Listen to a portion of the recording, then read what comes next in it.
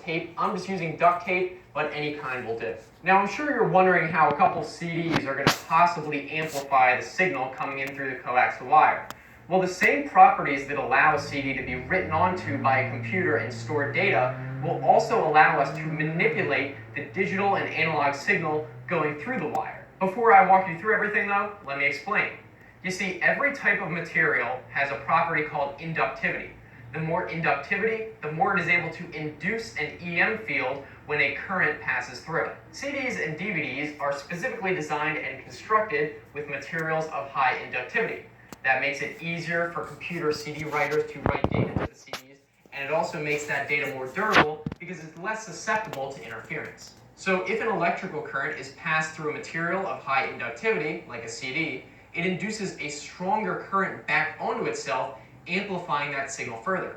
And if we do this multiple times with multiple materials, that signal will be amplified even greater each time. So if we place CDs along the wire at predetermined intervals to improve efficiency, we can actually amplify that cable signal without the cable box at all. And that way it can pass right through to the TV and all channels will be watchable.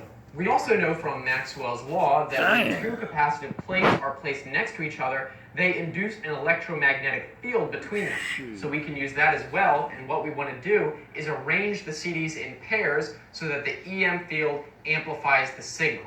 Now that may have sounded very complicated, but in practice it's very simple, and I'll show you what to do. So enough talk, let's go over to the TV and I'll walk you through it.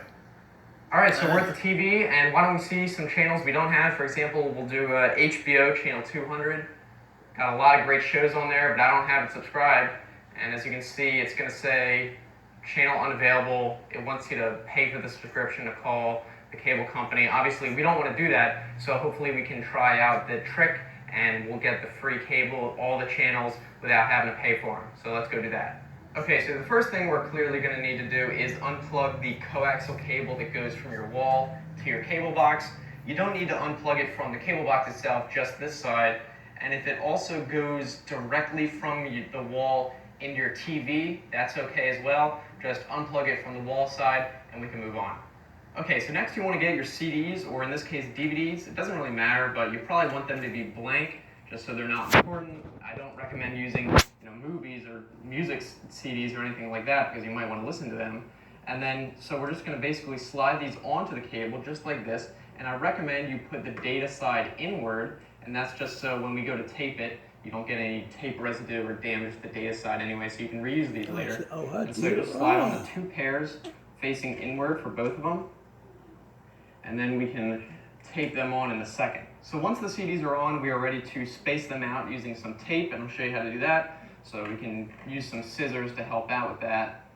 Cut off some lengths that'll probably be about the same circumference as the CDs.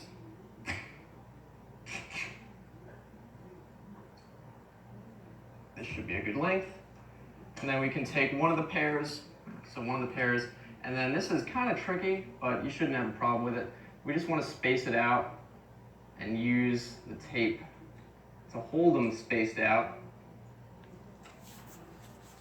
And then we're just going to hold this and go around the CD, just like this. And as you can see, it's going to kind of hold them apart, just like this. All right, perfect. So now as you can see, the tape's kind of holding them apart, and then you can maybe wrap it around a bit. It looks kind of ugly, so this is just a quick job from me, but if you want to spend more time on it to get it looking nicer, and then we can go do that for the second one. So what I kind of found is it might actually be easier to just take these off first before even putting it on and spacing it out, and then you can just kind of wrap it around your finger and roll it around right onto the tape, just like this. I didn't know Again, probably could look better if I spent a little bit more time on it, but this will do for now. And then we can pop these right back onto the tape, and then you don't have to do it while it's on the cable, which might be pretty difficult. And then once you have these on, you can space them out even more and kind of secure this with more tape, and just tape it right on directly, and then you can see it's going to stay in position like that. And we can do that for the other one as well. Just tape it right to the wire. So now they're a little bit more spaced out, and this looks really weird, but it's what it's going to look like. You could probably get it to look better if you really tried. And maybe if you wanted to hide these, you could, again, put it more behind the entertainment center or anything like that, so it's not really obvious, but I'd put it here so you guys could actually see it.